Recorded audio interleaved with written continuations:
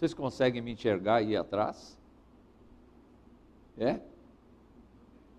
Bom dia para Bom dia para todos.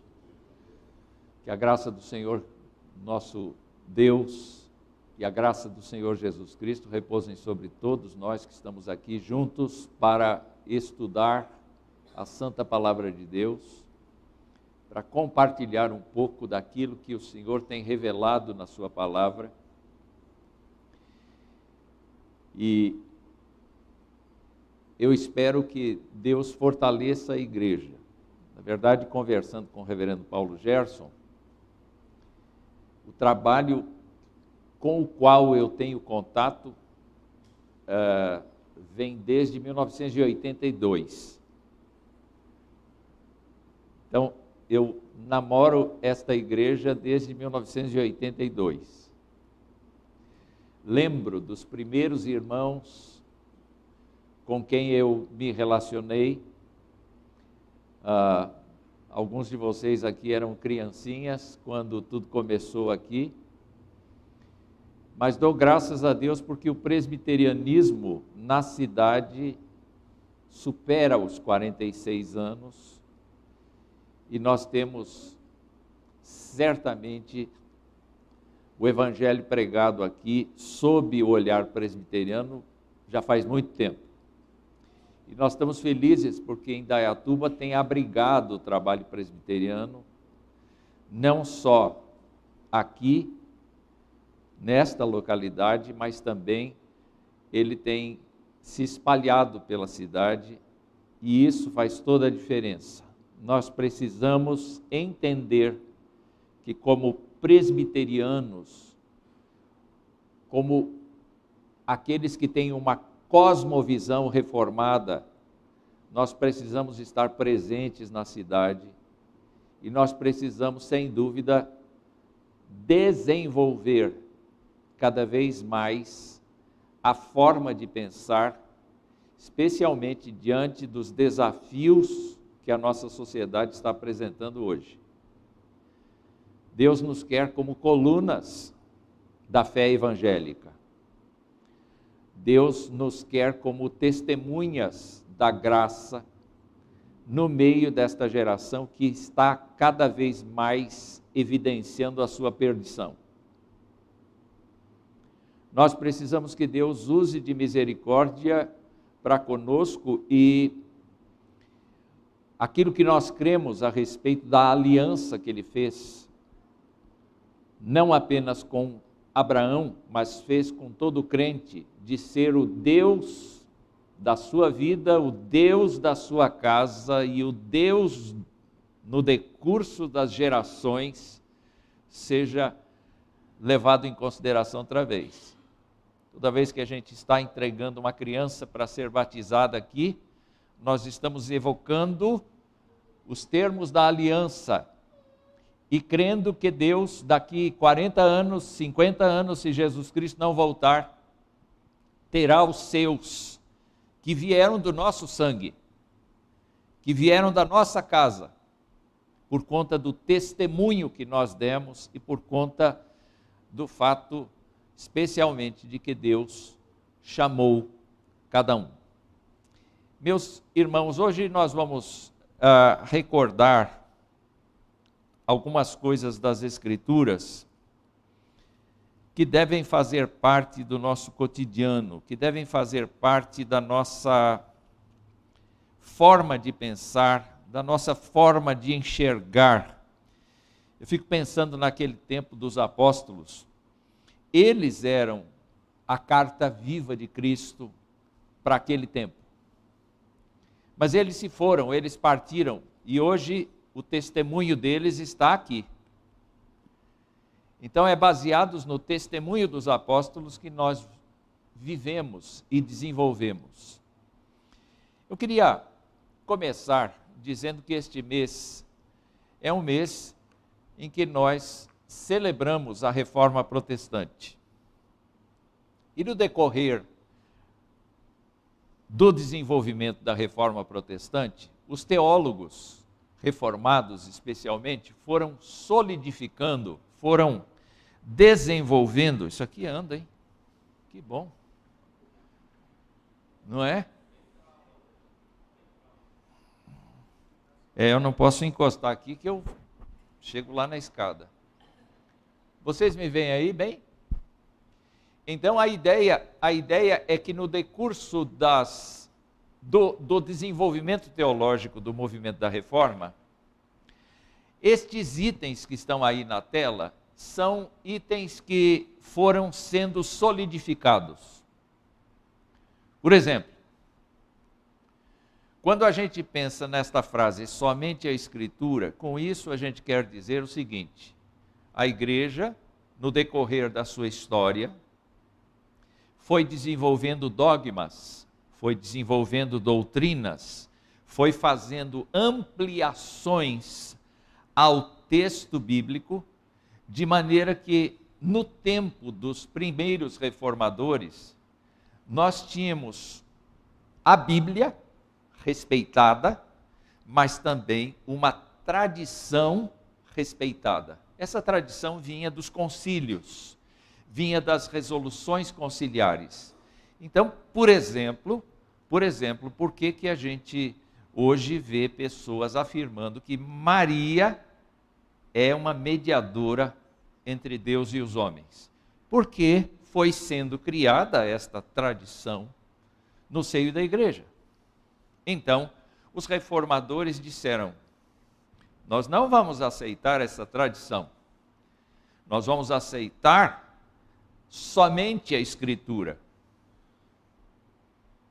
Porque somente a Escritura é inerrante e somente a Escritura tem a capacidade de revelar aquilo que nós necessitamos saber acerca de Deus. Uma pessoa, ao ler a Escritura, é transformada pelo poder de Deus, é alimentada pelo poder de Deus.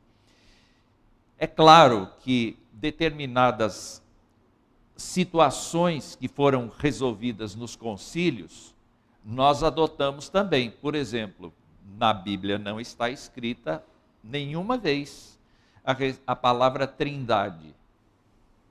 Entretanto, nós aceitamos a doutrina da trindade que foi estabelecida num concílio.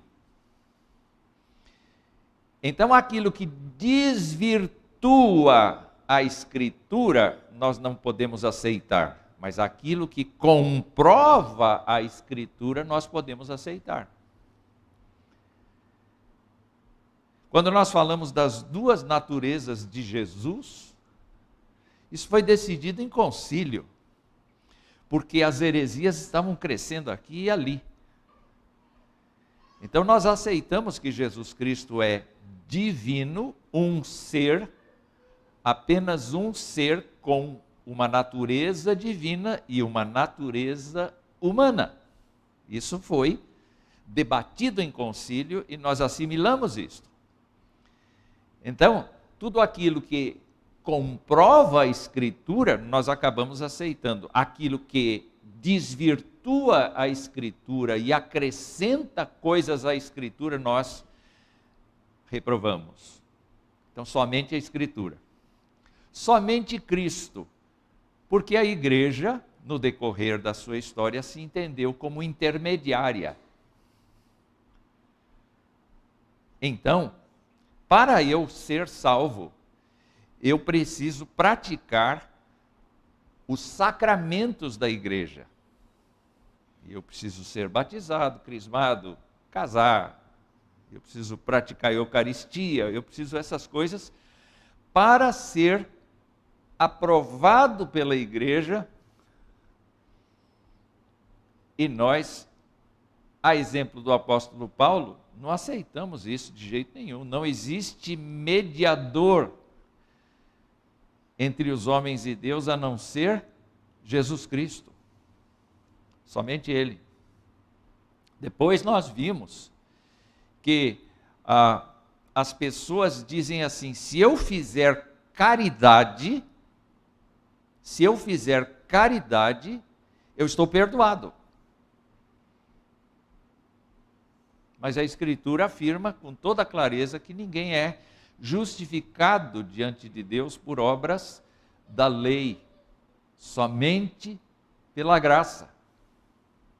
Depois nós vimos um outro fundamento, que é justamente a cooperação. As pessoas entendem. Aliás, ainda existem grupos entre os cristãos que consideram que a gente precisa pegar o sacrifício de Jesus e somar as nossas obras para que a gente seja salvo. Então, o princípio da reforma foi: não, nós não temos que fazer absolutamente nada, nós temos que crer, aceitar a Jesus Cristo como nosso Senhor e Salvador mediante a fé. Não é? Porque é somente pela fé que nós somos apresentados e aceitos diante de Deus, mediante a crença em Jesus Cristo. E hoje eu quero falar sobre este último item aqui, somente a glória de Deus. Por que este item aparece? Porque, na verdade, nós vamos a cada dia descobrindo como o nosso ego é muito forte. E a igreja, de certa maneira, se tornou uma autoadoradora. As pessoas se tornaram autoadoradoras. Elas se adoram. Até mesmo no nosso meio aqui, é possível encontrar, numa pesquisa que só Deus pode resolver, quem é que se adora mais do que adora a Cristo. Não é? É muito comum a gente encontrar pessoas que dizem assim: não, Cristo é importante para mim, mas eu estou em primeiro lugar. Então nós vamos hoje caminhar um pouquinho nesse texto aqui. O reverendo Paulo disse que eu posso falar até a 1h e eu vou falar. Ele disse assim: tem água suficiente aqui para você ir até 1h, então se alguém precisar sair, brincando. Vamos começar com esse texto de Efésios capítulo 1, e eu gostaria de pedir a ajuda de vocês para fazermos a leitura deste texto aqui, tá bom? É possível? Então vamos começar juntos.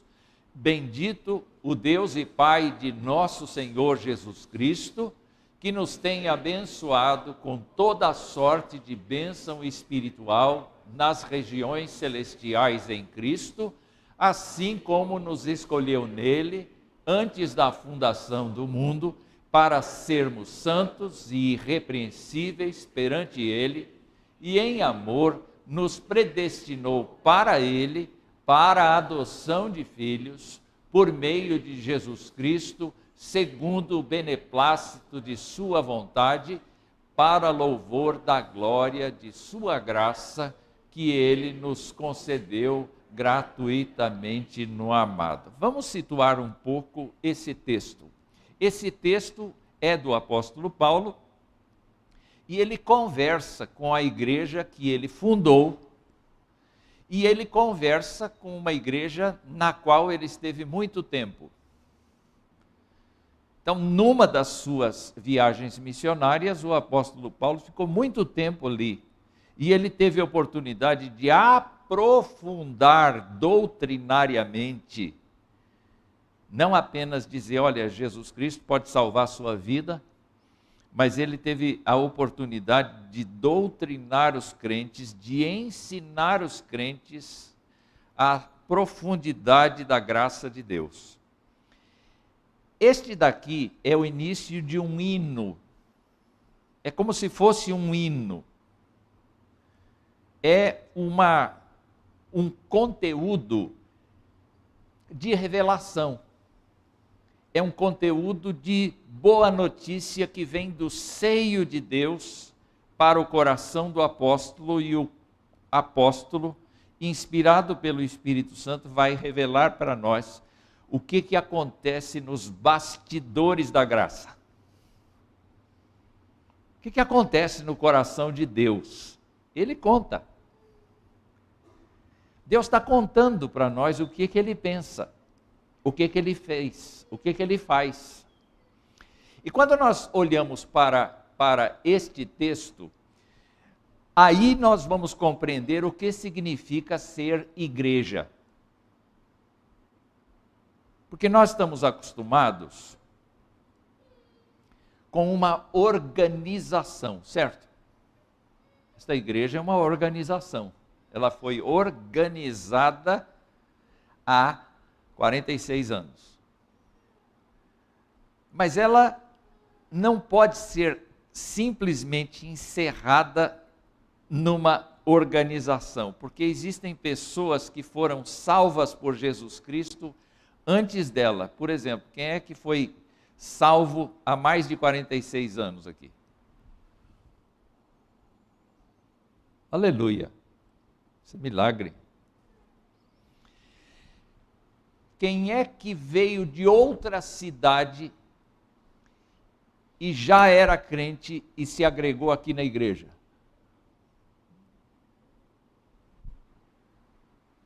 Vocês estão vendo? É uma comunidade organizada, mas em trânsito. Quem é que aceitou a Jesus Cristo faz menos de 10 anos?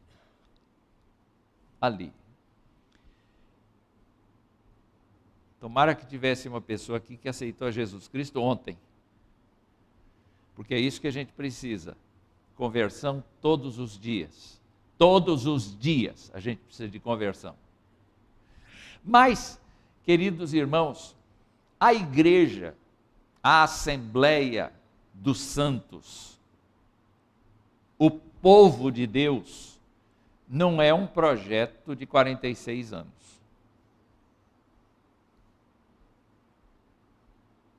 Vamos examinar desde quando existe esse projeto? Vamos começar por esse texto aí. Dá para vocês perceberem aí na quarta linha, a frase que está aí, no finzinho da linha, antes, na quarta linha, olha lá, o que está escrito? Começa com antes e termina da fundação do mundo. Como é que é? O projeto da igreja começa antes de Deus dizer haja luz. Como é que é?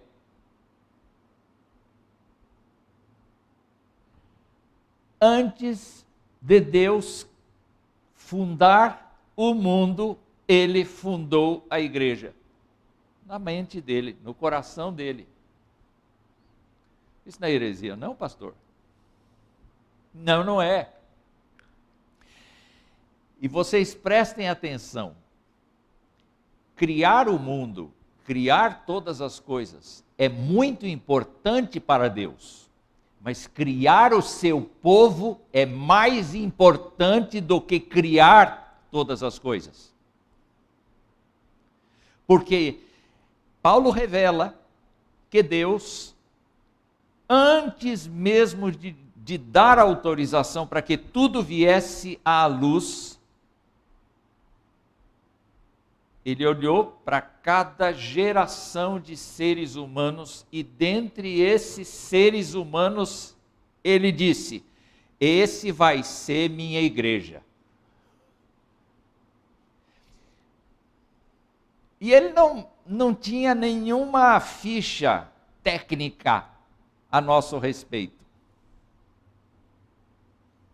Não sabia se a gente, claro que Ele sabia, mas Ele não estava analisando se a gente merecia, se a gente não merecia, porque ninguém merece.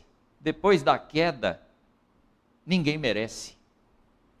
Todo mundo é desprezível, todo mundo é ignorante, todo mundo é falho, todo mundo é imperfeito. Não tem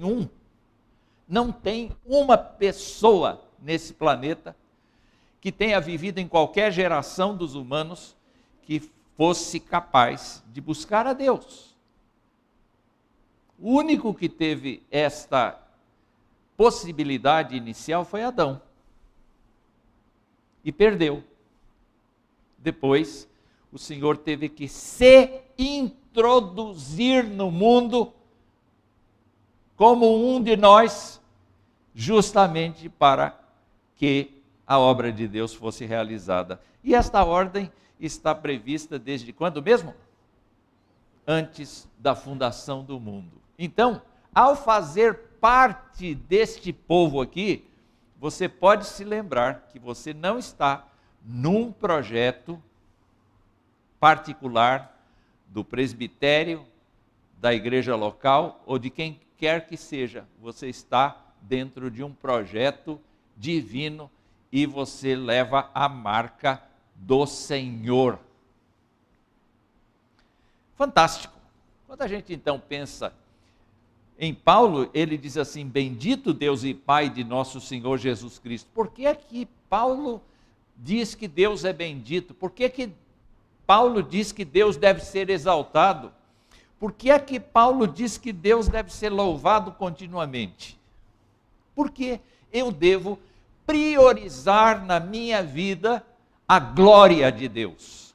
Qual a coisa mais importante que eu tenho que pensar como ser humano? A glória de Deus. Não é o meu serviço, não é a minha família, não é nada deste plano. É um pouco mais acima. O crente deve ser uma pessoa louvadora da glória de Deus. E Paulo vai dizer por quê. Bom, em primeiro lugar, parece que o texto nos leva a pensar que Deus tem uma vontade vinculada ao seu caráter santo. Ele tem caráter. Vamos estudar Deus como pessoa. Ele tem uma vontade, não é? Ele tem sentimentos, como nós, não é?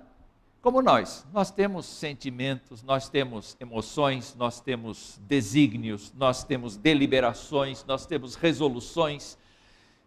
E Deus tem tudo isso e muito mais, porque Ele é perfeito. Ele é grandioso em todos os sentidos. Deus entende de matemática? Ele é o pai da matemática. Deus entende de geologia? Ele é o pai da geologia. Deus entende de todas as coisas em todos os detalhes. Então é um ser completo em si mesmo. Mas é interessante a gente notar que Paulo usa uma palavra chamada beneplácito. Vai procurar o que é beneplácito na Bíblia ou no dicionário e você vai encontrar que beneplácito é uma vontade prazerosa.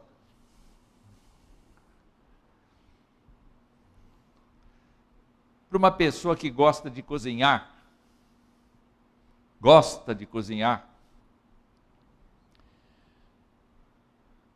como é que ela vai para o fogão? Ela gosta de cozinhar. Como é que ela vai para o fogão? Ela decide os pratos e ela vai com muita alegria. Tem uma coisa no coração dela, diz, hoje eu vou cozinhar.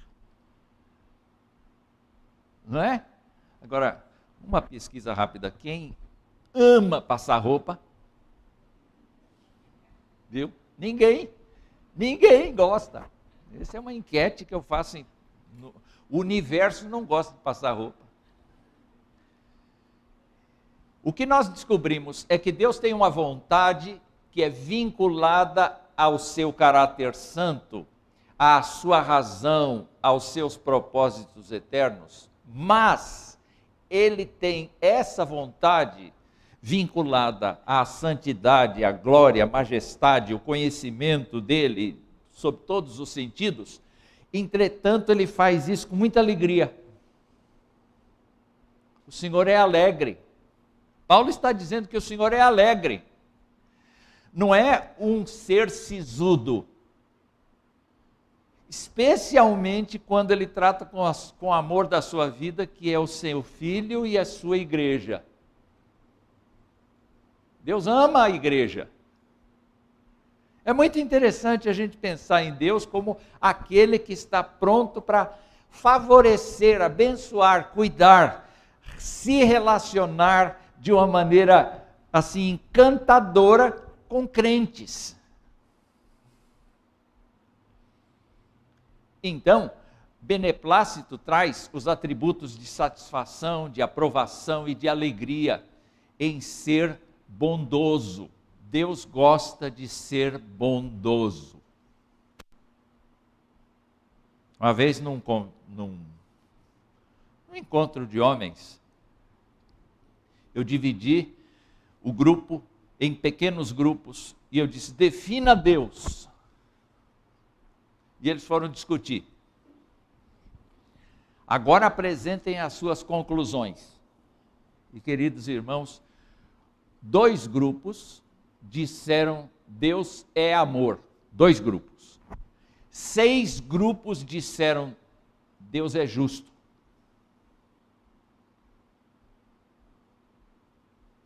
O que isso quer dizer? Eles tiveram um pai difícil, né? Todos eles relacionaram o seu pai humano com o Senhor. Só 2 grupos disseram: Deus é amor. O resto diz: Deus é justo. Quer dizer, Deus bate quando precisa. E olha, Deus disciplina, mas Deus disciplina inclusive com amor. O salmista descobriu isso dizendo que Deus não nos trata segundo os nossos pecados. Já pensou, reverendo? Se Deus nos tratasse segundo os nossos pecados, onde é que a gente estaria? Mas Ele não nos trata assim. Ele nos trata bem com a sua graça. Mas olha só, em razão dessa vontade bondosa e prazerosa que Deus evidencia, Ele previamente escolhe seres humanos, homens e mulheres. Ele não tem preferência. Ele não tem preferência. É claro que nós encontramos referências de que os homens que foram formados a partir de Adão sejam líderes das suas mulheres.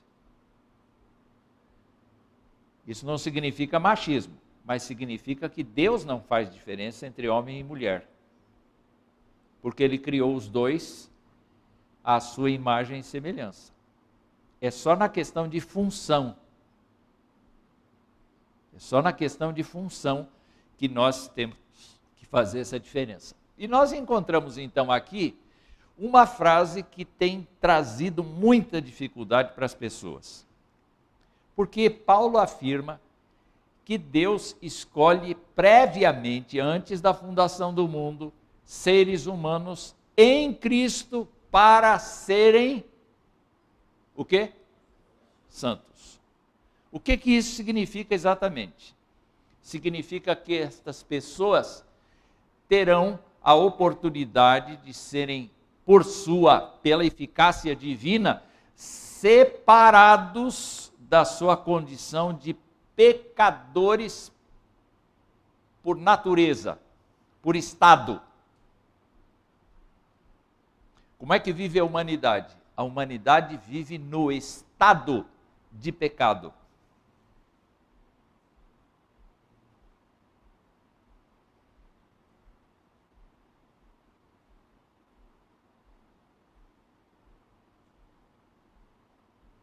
A humanidade vive no estado de pecado. O crente não vive mais no estado de pecado.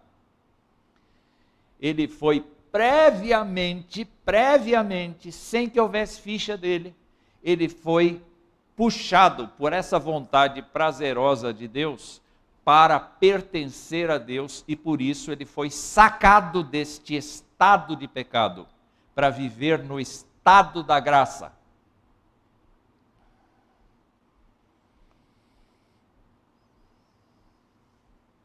Ok? Essa é a afirmação bíblica. Você que aceitou a Jesus Cristo como seu Senhor e Salvador é uma pessoa que agora vive no estado da graça. porque ele tomou essa decisão. E ao tomar essa decisão, queridos irmãos, separando as pessoas do estado de pecado e separando essas pessoas do mundanismo do mundo, não separando do mundo. Nós temos que trabalhar, nós temos que estudar, nós temos que nos envolver com os nossos vizinhos, nós temos que tratar bem a todos, nós temos que ser sal, nós temos que ser luz para este mundo. Mas enquanto nós estamos no convívio com este mundo, nós não somos mundanos como o mundo é. E o mundanismo do mundo é a malícia, é a violência, é tudo quanto a gente pode ver em 2 Coríntios capítulo 3, dê uma lida lá, você vai verificar como é que o mundo vive no mundanismo, vive desligado de Deus. O apóstolo Paulo vai falar aqui que a pessoa antes de se converter está sem Deus no mundo. Ela pode até invocar o nome de Deus, mas Deus não a ouve. Porque ela está no estado de pecado, ela não foi convocada para servir a Deus. Ou se foi, ainda não atendeu. O fato é que essa vontade prazerosa, então, levou Deus a escolher seres humanos em Cristo para serem santos e para carregarem em si a imagem de Jesus. E para terem um comportamento sem mácula, um comportamento sem culpa, um comportamento livre da condenação eterna.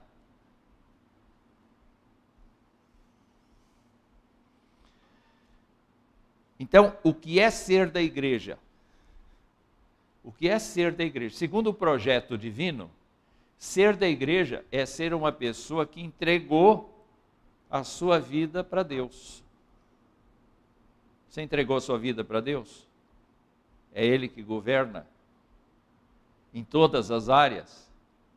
Você, no decorrer dos seus 46 anos de vida crente, você sente que houve uma aproximação maior de Jesus, desde o comecinho até hoje? Você percebe que há progresso na tua paciência, na tua perseverança, na tua confiança em Deus, na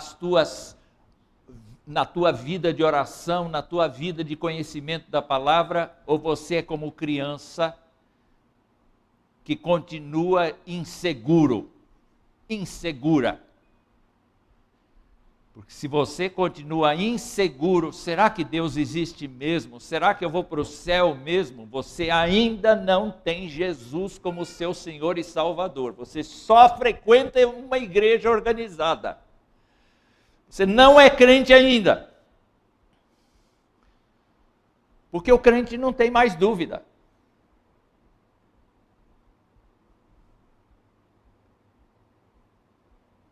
Deus construiu a coisa desse jeito. Então, quando Deus fez isso, Ele fez uma segunda coisa, que foi, em razão dessa vontade bondosa e prazerosa, e utilizando-se do seu amor infinito, Deus previamente elegeu seres humanos para serem seus filhos adotados. Essa história, todo mundo é filho de Deus. Não é. Quem é filho de Deus? A pessoa que confessa Jesus Cristo como seu Senhor e Salvador. Essa é. Mas não é por mérito dela, é por causa desse plano aqui. É por causa dessa coisa eterna. É maravilhoso a gente pensar que Deus conhecia a gente não tinha nada para oferecer, mas Ele disse assim, é ela, é ele, eu quero esses dois para mim. Quando eles vierem a nascer, eu vou apresentar Jesus Cristo para eles vão querer. E eu vou amar muito esses dois. Então, nós percebemos, queridos irmãos, que Deus continua trabalhando, porque logo no primeiro versículo desta leitura, Paulo diz assim: Ele nos tem abençoado com toda a sorte de bênção espiritual nas regiões celestiais em Cristo. Se lá atrás, antes de criar todas as coisas, Deus diz assim: eu vou criar minha igreja. Em cada geração, eu vou ter testemunhas na terra que falem do meu nome e me deem glória. Este é o nosso tempo. Esse não é o tempo de Abraão, é o nosso tempo. Não é o tempo de Paulo, é o nosso tempo. Somos nós que glorificamos a Deus na terra hoje, porque Ele nos convocou para isso. E aí a gente olha e diz assim, mas como é que Deus continua trabalhando? Olha, Deus continua trabalhando e continua repartindo conosco toda a sorte de bênção espiritual nas regiões celestes. Tem o nosso passado, que é a nossa conversão, o processo de Deus nos chamar, mas tem o cotidiano. Ou vocês acham que nós podemos adotar o conceito deísta aqui, que Deus nos salvou e disse assim, agora é por tua conta, companheiro.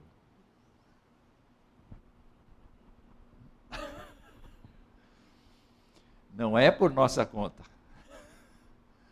Deus quer a nossa dependência, Deus quer a nossa confiança hoje, quer a nossa confiança amanhã, quer a nossa confiança depois de amanhã, até o dia de nós partirmos deste mundo. Deus quer todos os dias a nossa confiança, a nossa adoração, a nossa amizade, porque Ele teve um trabalhão para nos chamar. Não custou nada para Ele, do ponto de vista de esforço físico, mas do ponto de vista de dar o seu próprio filho, gente, que preço é esse? Que preço é esse que Ele pagou? Então, vocês percebem que Deus teve um projeto e Deus está desenvolvendo o seu projeto. Então, olha só, que oração os vovós aqui devem fazer? Senhor, cuida dos meus netos, que eles estejam na tua aliança. Esse mundo está um mundo cão, mas Senhor, que os meus netos sejam colunas do Evangelho na sua época.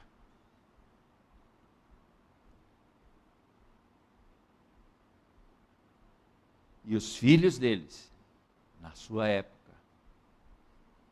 Porque Deus continua convocando as pessoas. Amém? Amém? Vamos falar um pouco do filho. E o filho está mostrado aqui. Vamos ler juntos? No qual temos a redenção pelo seu sangue, a remissão dos pecados, segundo a riqueza da sua graça, que Deus derramou abundantemente sobre nós em toda sabedoria e prudência, desvendando-nos o mistério da sua vontade, segundo o seu beneplácito, que propusera em Cristo, de fazer convergir nele, na dispensação da plenitude dos tempos, todas as coisas, tanto as do céu como as da terra, nele, digo, no qual fomos também feitos herança, predestinados segundo o propósito daquele que faz todas as coisas conforme o conselho da sua vontade, a fim de sermos para louvor da sua glória, nós os que de antemão esperamos em Cristo. Eu quero chamar a sua atenção para uma coisa, aqui volta. Aprendi como volta.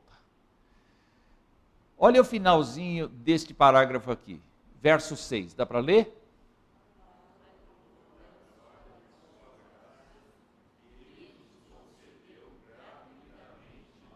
Eu vou fazer como ele, repita. Vamos lá. Não, vamos começar de novo. 1, 2, 3.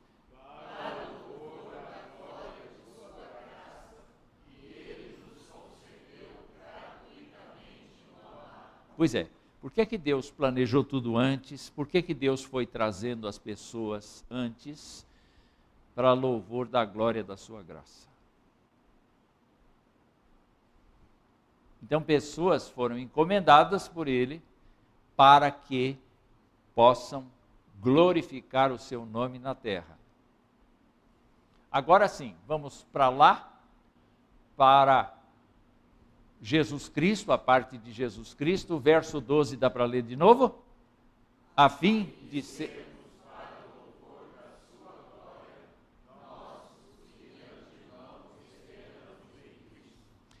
Então, qual é a contribuição que Jesus Cristo tem para que Deus seja louvado? Bom, vamos começar. Segundo a riqueza da graça de Deus Pai, o Deus Filho, chamado de amado por Deus Pai, é o redentor dos eleitos mediante seu sacrifício de sangue e obediência irrestrita à vontade de Deus Pai, libertando para si um povo, como ocorreu com Israel no passado. Quem é o meu redentor? Quem é o meu redentor? Jesus Cristo é o meu redentor. Quando eu falo isso, é uma frase simples, né? Jesus é o meu redentor. Quando eu falo isso, eu estou exaltando a Deus o Pai. Porque foi Deus o Pai que mandou seu Filho unigênito ao mundo, para que todo aquele que nele crê não pereça, mas tenha a vida eterna. Então, o Redentor assumiu a posição de cabeça da igreja. Quem é o cabeça da igreja? O Redentor, Jesus Cristo. Quando eu louvo a Jesus Cristo, quando, nas palavras dele, nós viemos aqui adorar a Jesus Cristo. Vocês prestaram atenção que ele falou isso? Nós viemos aqui para adorar Jesus Cristo. Quando eu adoro a Jesus Cristo, eu adoro a Deus, o Pai também. Porque eu percebo que Jesus Cristo se tornou o centro da minha fé.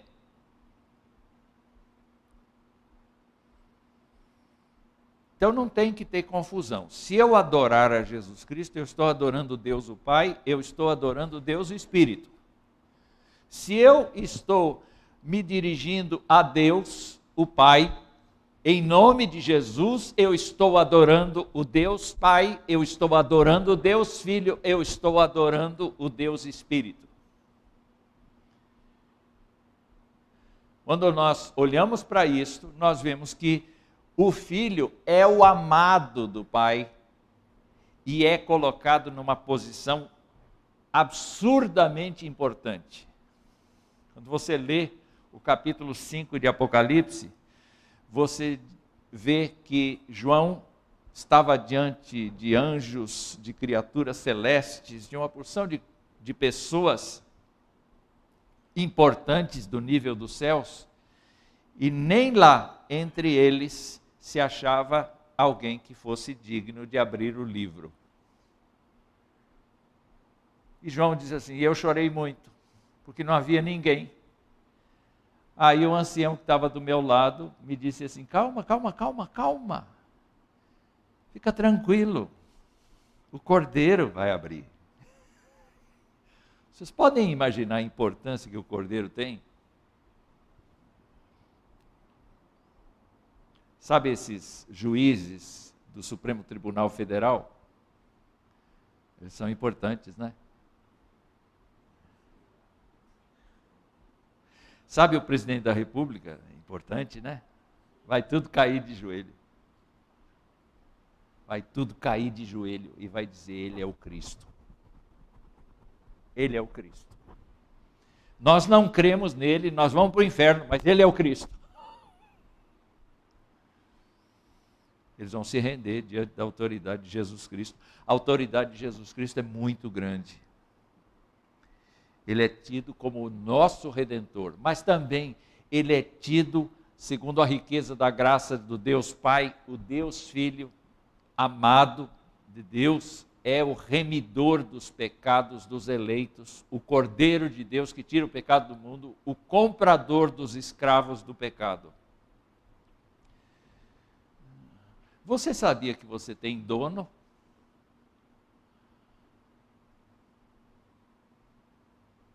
Se você é crente, meu amigo, você tem dono. Você não manda em você.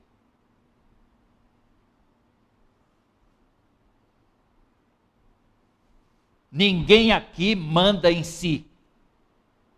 Todo mundo aqui tem que pedir autorização para o seu Redentor. Se você quer ser crente, você precisa se lembrar disso. Tem uma pessoa que Deus elegeu, que foi colocada como seu dono, porque Ele comprou os teus pecados e encravou a cédula de ordenança contra você lá na cruz, para te trazer para o seio dele. E você e eu temos que entender que a Bíblia nos chama de escravos de Cristo.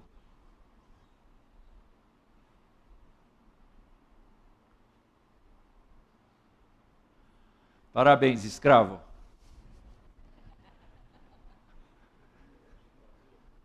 Parabéns, escrava. Você é escrava?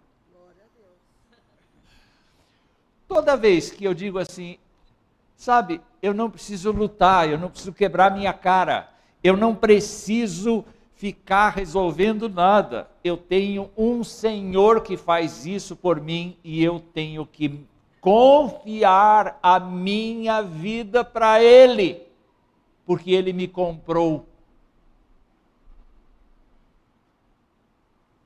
Isso é assustador, porque nós gostamos de mandar. Gostamos de decidir. Queremos decidir. A gente não entende nada. E meus amados irmãos, o Senhor foi posto exatamente assim. Ele é o remidor dos pecados dos eleitos. Mas Ele não faz isso de maneira tirânica, como fazem os seres humanos. Ele faz por graça.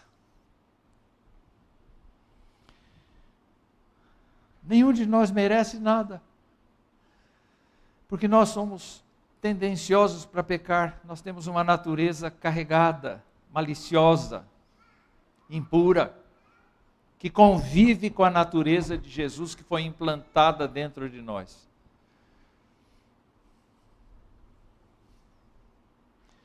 É maravilhoso pensar que Ele não passa pano, não. Ele não passa pano, não.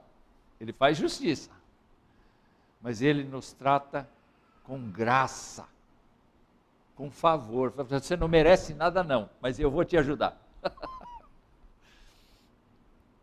E quando Ele faz isto, nós temos que entender que a graça de Deus foi derramada sobre nós com sabedoria e prudência de Deus. É interessante isso, Deus dosou com sabedoria e prudência a graça que Ele ia aplicar sobre nós.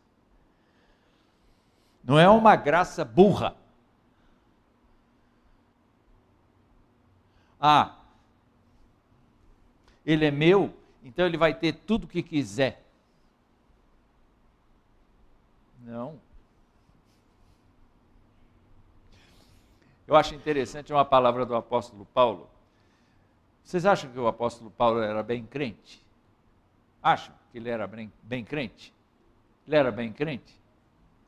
Ele era um apóstolo, não é? Ele era muito crente. Ele experimentou muita coisa que a gente nem imagina, não é? Aí ele sai com essa, a gente não sabe orar como convém.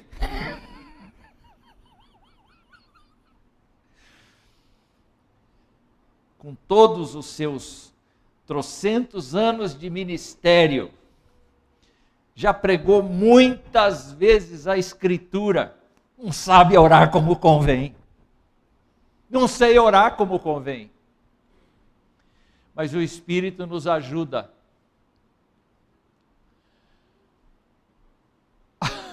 Aí eu chego para o Senhor e disse assim: Senhor, eu quero isso aqui, ó. Aí o Senhor olha para o Espírito e diz: e daí, o que você me diz?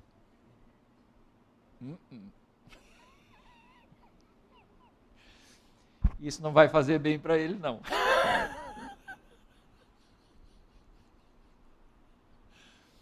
E Deus diz: não.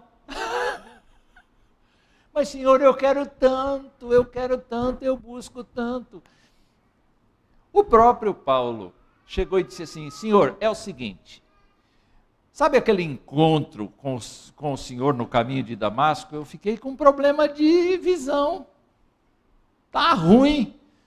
Toda vez que eu quero fazer uma carta, eu tenho que pegar algum secretário, e quando eu assino é em letra grande, porque eu não consigo enxergar. Isso é um espinho na carne para mim, Senhor. E usou todos os argumentos. Sabe quando a gente usa argumento com Deus? Ele deve ter usado todos os argumentos com Deus. E queridos irmãos, ele pediu uma vez, pediu duas, pediu três. Um dia Deus disse para ele: a minha graça te basta. O poder se aperfeiçoa na fraqueza. Eu quero você doente. Eu não te quero curado, eu te quero doente. Ele disse assim: então, eu sei que eu vou ser mais poderoso se eu continuar doente. E eu vou me entregar nas mãos de Deus. Eu fico pensando que esta é a sabedoria, é a prudência de Deus. Tem uma situação que eu vivi que ilustra bem isso. Eu estava no avião, na janelinha, e eu estava decolando, e do lado do aeroporto tinha uma pista longa, essa pista simples com dupla mão de direção, e por essa pista, dava a impressão que era uma subida, eu não sei porque eu estava no ar, mas por essa pista tinha uma longa reta, e lá na frente um caminhão. E um pouco mais adiante do caminhão, tinha um S. A estrada passava entre duas montanhas, de maneira que todo motorista que viesse atrás do caminhão não tinha visão do horizonte e não sabia se podia passar ou não. Sabe como acontece? Mas eu estava no alto. Eu já estava lá em cima e eu olhei a estrada fazia aquele S e depois continuava reta e não via ninguém. Aí do meu banco eu disse assim: pode passar, não vê ninguém. E eu devo ter falado alto, porque o passageiro do lado: você está falando comigo? Não, estou falando com ele lá. O camarada veio e ficou atrás do caminhão assim. Sabe aquele jeito que a gente pega atrás de caminhão de subida? E vai, porque ele não tinha visão do horizonte, mas eu tinha visão do alto. Vocês estão prestando atenção? Deus nos olha do alto. Deus vê todas as alternativas e a gente insiste naquele caminho lá que a gente acha o melhor. E Deus disse: eu tenho trocentas possibilidades aqui. Deixa eu guiar você. Deixa eu caminhar na tua frente. Deixa eu dizer qual é a melhor alternativa para você. Pois é isso que consiste a abundante graça de Deus derramada com sabedoria e prudência. Mas a Bíblia fala que o que vai acontecer com a história toda é que a história vai entrar numa crise tão grande, e aí Jesus Cristo chega e põe ordem. Já aconteceu isso quando ele nasceu, mas vai acontecer no futuro também. Então,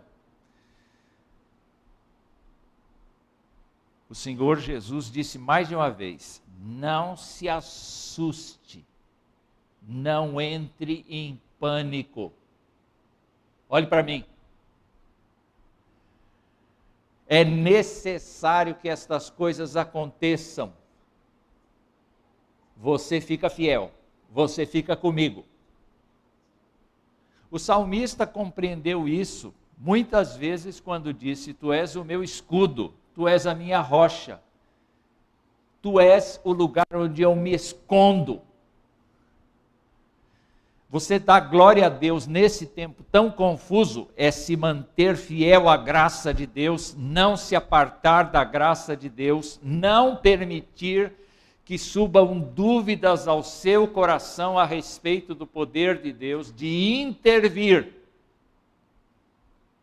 Porque o que ele vai fazer é esperar a coisa ferver, para chegar e com o sopro da sua boca dissolver tudo.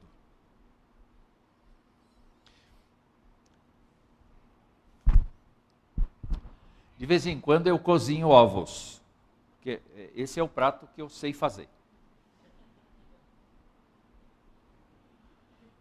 E eu não sei se vocês já perceberam, quando o ovo tem uma fissura, ou quando ele racha, aquilo que sai do ovo costuma ir para fervura e o nível da água sobe. Como é que você tira aquilo lá? Como é que você tira aquilo lá? Tem gente que usa uma colherzinha e vai tirando aquela natazinha que fica em cima e a fervura baixa. Mas tem outro jeito. Assopra. Assopra a panela, a espuma baixa. Vai acontecer a mesma coisa com o Filho de Deus. O povo vai estar numa fervura doida, o Senhor, com o sopro da sua boca, vai destruir aquele que tumultua todas as coisas, porque ele detém o poder. A palavra de Deus diz que todas as coisas estão convergindo e todo joelho vai se dobrar diante dele. E a última coisa a respeito de Jesus, que o texto me ensina, é que nós compartilhamos da glória de Deus. É interessante a gente pensar isso, porque o que está prometido para o crente é que se ele for fiel, ele receberá uma coroa. Isso não é a salvação, isso é o prêmio por ele ter permanecido e por ele ter agido. Ele vai receber um galardão. Mas o que a Bíblia nos mostra aqui é que nós já somos parte da glória de Deus. Nós já somos parte da glória de Deus. Desde o dia em que nós fomos comprados, quando que isso aconteceu mesmo? Antes da fundação do mundo. A gente só veio saber quando a gente passou a existir aqui na Terra. Mas a nossa data de validade é antes da fundação do mundo. E nós já fazemos parte da herança de Cristo. É muito interessante isso. E por conta disso a gente deve se comportar bem. Porque a gente sai na rua, é uma herança do Senhor caminhando pela calçada. Não é uma pessoa comum. É uma pessoa que invoca o Deus vivo. É uma pessoa que tem no seu coração e na sua boca a mensagem que pode transformar a outra. É uma mina de ouro. Essa pessoa que foi salva pelo Senhor é uma preciosidade aos olhos dele. É um vaso. É um instrumento de Deus. É o poder de Deus circulando pela cidade. Quando você olha para a região e diz: Deus, tem misericórdia deste povo, é um filho falando com seu pai. Muito sério isso. E nós vamos ainda receber muito mais, porque a palavra de Deus nos mostra que os salvos em Jesus Cristo terão um corpo semelhante ao dele. Então o nosso corpo precisa morrer. Ouviu? Velhinhos, velhinhas, como eu, nós precisamos morrer para ressuscitar. Jovens que não pensam na morte, vocês precisam morrer. Mas não morram jovens, vivam o quanto Deus permitir que vivam. Não procurem a morte, não. Vivam. Mas se lembrem que o nosso consolo é que a vida continua. Desde quando mesmo isso foi previsto? Antes da fundação do mundo. Já estamos pensando como Paulo. Olha só. E agora nós vamos chegar no último trecho. Estão muito cansados? Ainda não. Não deu 1 hora ainda. Vamos lá. Em quem também vós, depois que ouvistes a palavra da verdade, o evangelho da vossa salvação, tendo nele também crido, fostes selados com o Santo Espírito da promessa, o qual é o penhor da nossa herança, até o resgate da sua propriedade, em louvor, de novo, em louvor da glória. Nós vimos isso no Pai, nós vimos isso no Filho, e agora nós vemos isso no Espírito. Olha que interessante, qual a contribuição que Deus, o Espírito, faz para que Deus seja louvado, seja bendito, seja exaltado? Resposta. Vamos lembrar que os eleitos predestinados para serem como Deus, o Filho, e essa é uma coisa importante, Ele não salvou a gente para levar a gente para o céu. Ele salvou a gente para a gente parecer como Jesus na terra. Então ser salvo é muito trabalho. A promessa é que Ele vai nos levar para o céu. Mas o que Ele nos mandou fazer hoje aqui é viver como Jesus. Esse é o nosso trabalho. Então, viver como Jesus com você, você viver como Jesus com Ele, pega a mão dele aqui, ó. Eu viver com Jesus com vocês dois. Viver como Jesus, pode soltar a mão. Viver como Jesus aqui entre nós e com os outros.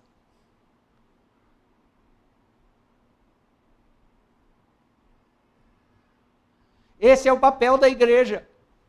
O papel da igreja não é fazer obras sociais. O papel da igreja não é construir prédios. O papel da igreja não é absolutamente nenhuma coisa que este mundo tenha visto. O papel da igreja é viver copiando Jesus nos procedimentos, no comportamento, na postura, no desenvolvimento da obra. E quem nos ajuda a fazer isso? É o Espírito Santo. Porque Jesus não está presente fisicamente entre nós, mas o Espírito Santo mora aqui. Peguei firme, hein? Mora aqui. Mora aqui. Ele mora nas pessoas.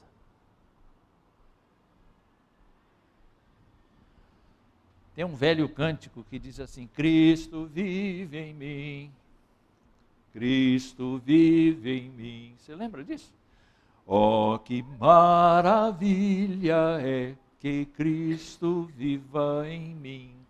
Fácil, né? Cristo vive em mim, Cristo vive em mim. Oh, que maravilha é que Cristo viva em mim. Cristo vive em ti, Cristo vive em ti. Oh, que maravilha é que Cristo viva em ti. Cristo vive em nós. Cristo vive em nós. Oh, que maravilha é que Cristo viva em nós. Vocês estão entendendo que isso é obra do Espírito Santo de Deus? Para quê? Para que Deus seja louvado. Somente a glória de Deus. E quando nós pensamos, como é que nós chegamos? Nós chegamos, vamos voltar para aqui, nós chegamos a crer no Senhor Jesus por conta do Espírito Santo, que nos convenceu do pecado, da justiça e do juízo. Ele trabalhou para que nós confessássemos a Cristo. E agora sim, quem responde com fé à palavra do Evangelho pregado, recebeu o selo do Espírito. Sabe aquela coisa do passado, que uma pessoa, para confirmar uma lei que tinha escrito, uma carta que tinha escrito, colocava uma massinha e carimbava. Isso indicava o quê? Indicava que que a carta era genuína. A palavra do Senhor diz que a presença do Espírito na vida da gente não é meramente uma presença, mas é um selo, uma marca de Deus, uma marca de Deus, porque é sinal de propriedade. E eu termino essa fala de hoje pensando aqui que quem nos alimenta com a esperança de que nós vamos ter vida eterna, de que nós vamos ter um corpo ressuscitado, de que nós vamos ser pessoas amparadas, abençoadas, agraciadas pelo Senhor, é o Espírito Santo. Você assim, eu tenho fé na minha fé. Você está perdendo seu tempo. Não tenha fé na fé, não.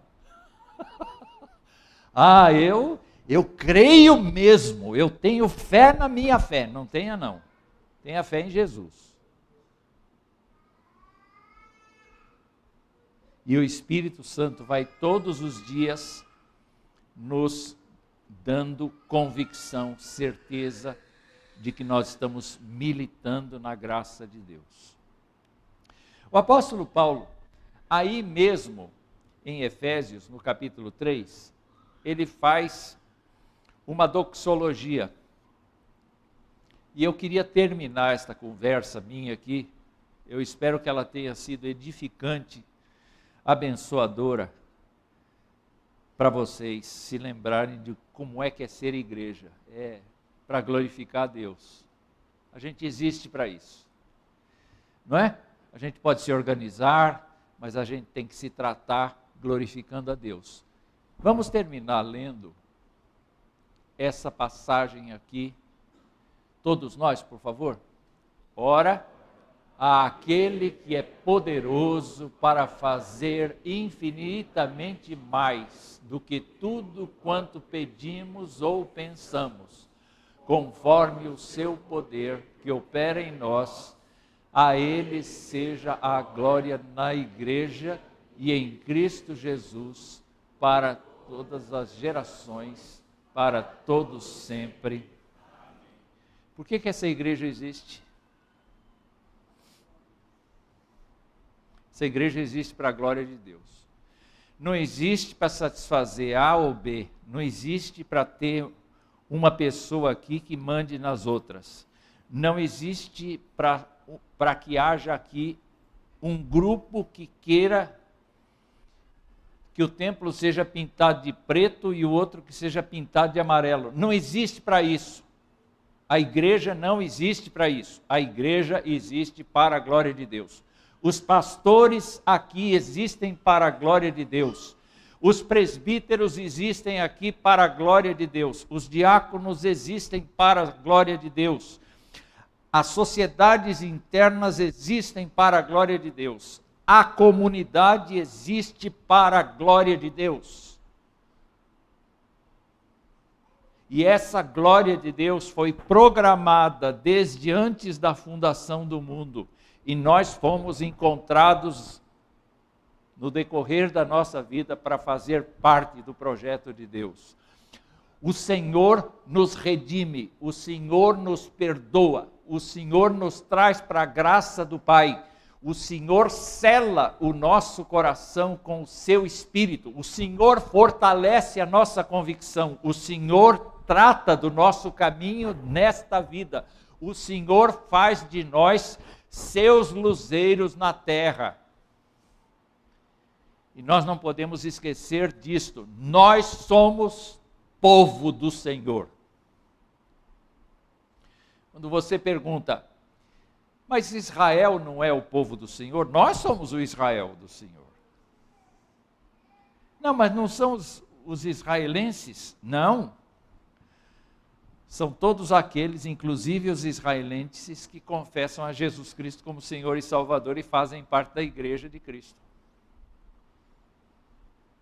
Nós somos uma pequena célula da igreja de Cristo na terra. E eles estão conosco. Nós precisamos nos lembrar disso. O povo de Deus é o povo remido. Irmãos, que Deus nos abençoe.